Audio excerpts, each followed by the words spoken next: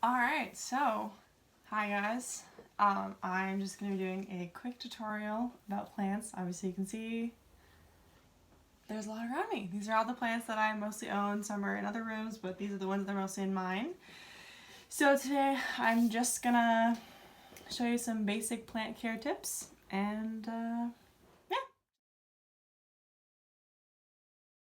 First of all, most of my information actually comes from books I've bought on plants, as well as a huge online community on Instagram. Instagram has a huge plant culture, especially in Oregon. Huge plant culture. They have like plant festivals, plant meetings, all that kind of stuff.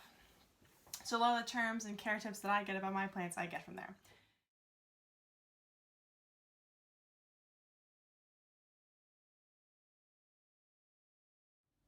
What I'm going to be doing is I'm going to show you a couple of my plants that are a little harder to take care of, ones that are easier to take care of, just so you know which one is which.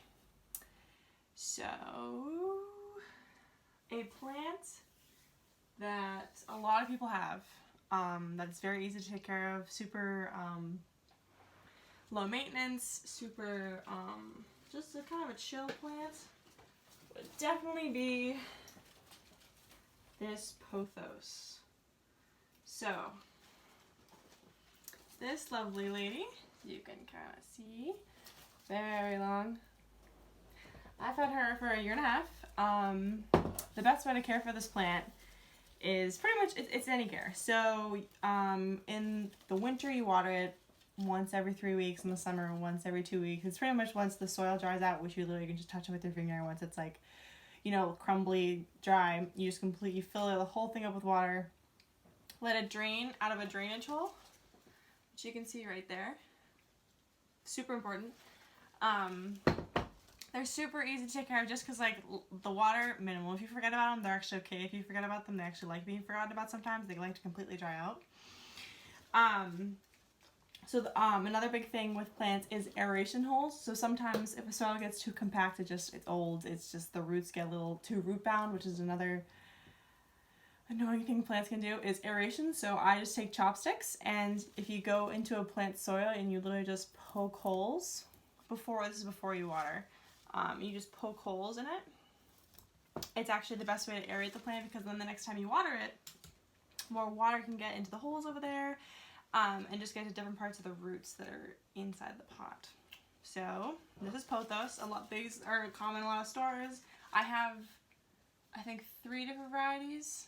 There's a bunch on the windows behind you, which you can't see. One that's kind of hard, now you'll see that it's hard, is this one. It's called a heart fern, and it looks very small, and you're like, okay, the plant looks okay, but then once you get a little closer up, you can see that it's just kind of shriveling.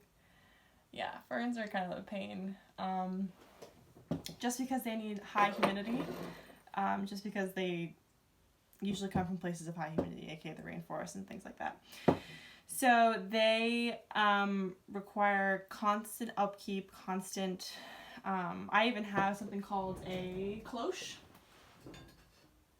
which is usually, traditionally they're made out of glass, like this one, and what you do is you just take it and you would usually find, not generally wood, but you'd find another ceramic surface, and then you would just cover the plant with the cloche, and then the cloche would create a microenvironment where the plant, of just humidity, because the water that you would use to water the plant in the soil would just create a more humid atmosphere within the cloche, because it'd be closed off on the bottom. So it just becomes its own microenvironment, and it's super nice for the plant. The only downside is when you take it off, the plant gets a little shocked, which is why it looks like that right now. So it's called a cloche. They come in glass, very expensive in glass, but they also come in plastic / you can also make your own out of water bottles, which is very nice. So being root bound, I briefly mentioned before, is something that happens when plants are really old and they've been living in the same pot, usually for 2 or 3 years, and when you finally take the plant out of the pot, the roots are growing so thickly that there's almost no soil left, and it's just roots just growing in circles and more and more and more circles throughout the pot. So I don't have too many like that, just because I'm pretty good on the upkeep. This is called a spider plant. It's because it's just, the people always get reminded because these look like the legs, and then they also make little babies that hang off of webs. So this one is a little bit root bound. It's kind of hard to tell, but the way you can tell is if So say this plant generally does need to be watered, I don't know, once a week, once every like 9 days.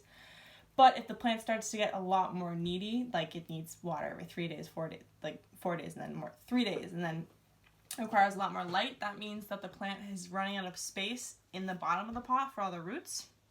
So since there's so many roots, they need so much more nutrients, so more sun, more water, and sometimes even more fertilizer. So that's what called root bound is, and the only way to really fix root bound is to completely move the plant out of the pot, either cut the roots depending on the kind of plant, and then put them back in the same pot, or you generally do need to get a bigger pot for a plant. Plants. It's called propagation. It's the word's been used in other contexts, so the way in which I use it is for plants. So, for example, I have two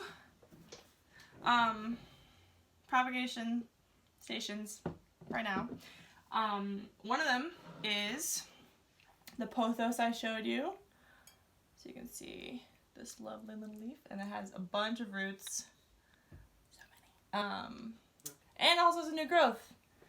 This right here is brand new as of like 2 days ago. So that's good. The best way to do that, again, pothos, not only are they the easiest plant to keep up, they are the easiest plant to propagate. Because when you want to propagate pothos, aka make plant babies, aka make more plants, which is making more plant babies, I guess. There are these things called nodes on the plant, and I will show you more close up. Let's do that right now. So nodes, let's see if I can kind of show you. So see these little brown things right there? Those are called nodes. They come in between each leaf, so there's the node is with this leaf growth right there, and then there's one right below it, right there, another node. So what you would do to propagate is you would cut the plant like in between two nodes, and then you would stick this is important, make sure that node makes it into a glass of water. In my experience, the best way to propagate is with water. You can also propagate with certain kinds of moisture-wicking dirt, as well as a lovely substance called sphagnum moss, which people actually use in reptile cages a lot. You can also use it for plants. So this is one instance where sphagnum moss is being used to propagate. This is called a fiddle-leaf fig, one of my favorite plants. They're so pretty and like... Anyway, so you can't really see any roots yet because they haven't formed, but this is called sphagnum moss. It's just pretty much water that you fill up to here, and then the moss will take the moisture and just distribute it throughout the glass, aka throughout the plant's root system.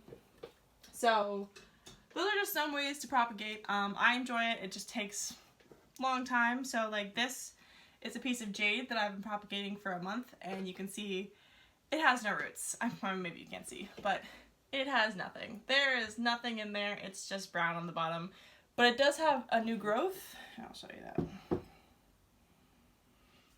So you can see that little baby right here. New growth. So that's positive. There's just no roots, so I can't plant it yet. That's the only downside. Yeah, that's pretty much it. It's I think it's rewarding. There's also a lot of studies that say plants cause happiness. So I'm a pretty happy gal, I guess.